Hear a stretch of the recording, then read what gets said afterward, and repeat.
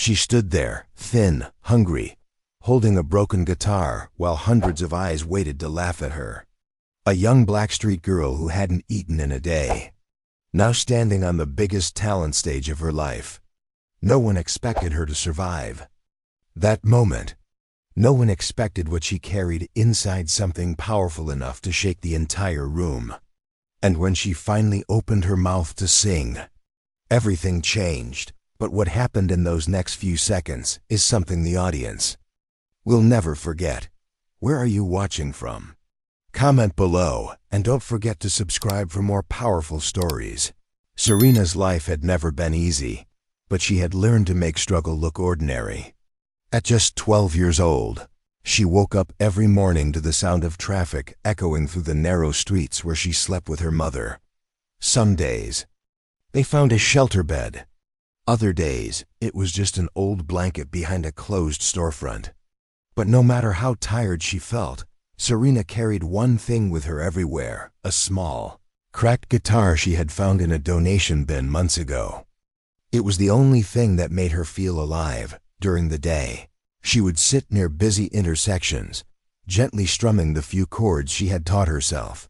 People passed by without really seeing her, their footsteps fast, their eyes fixed anywhere but on the little black girl humming for coins.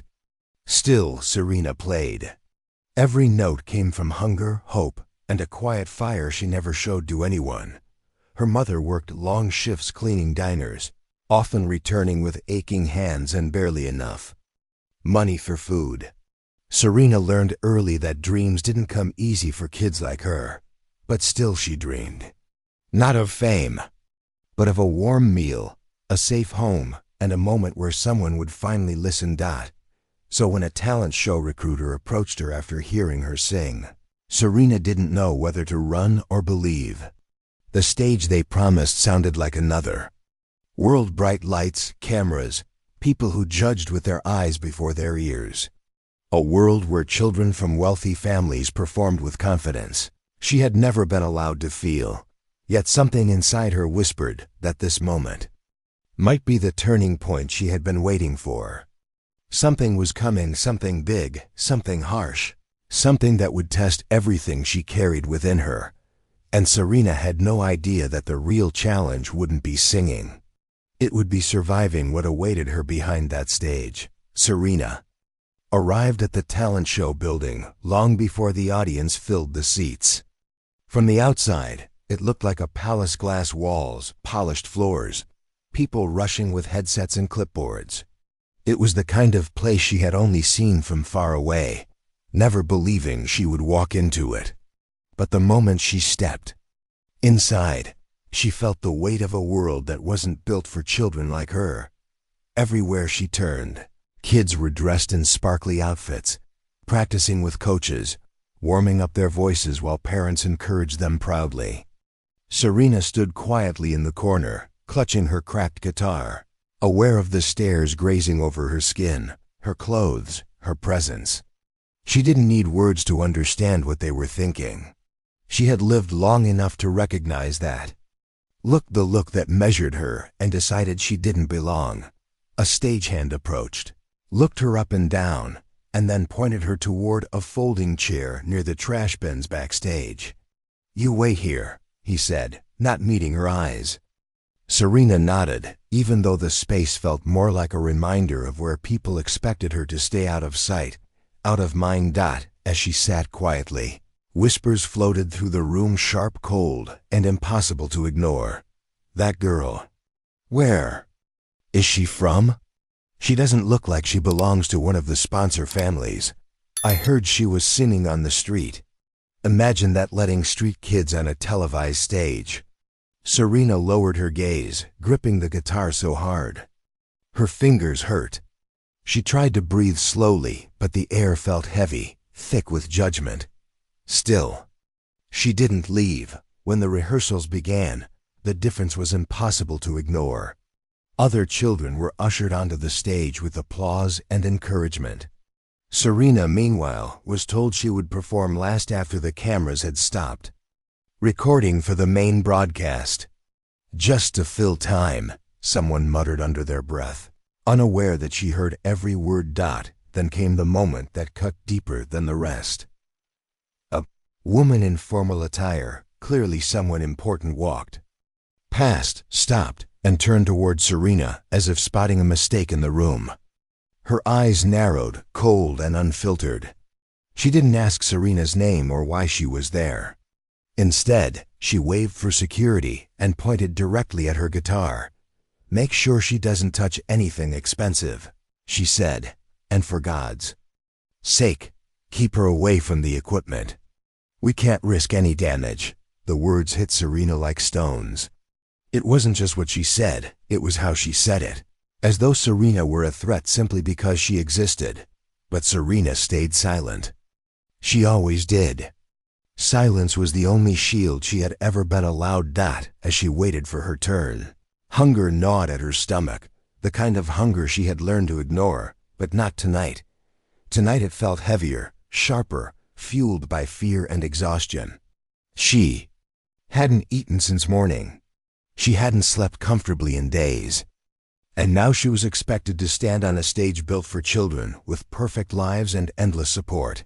Still, beneath all the hurt, something fierce burned within her. Something that refused to break.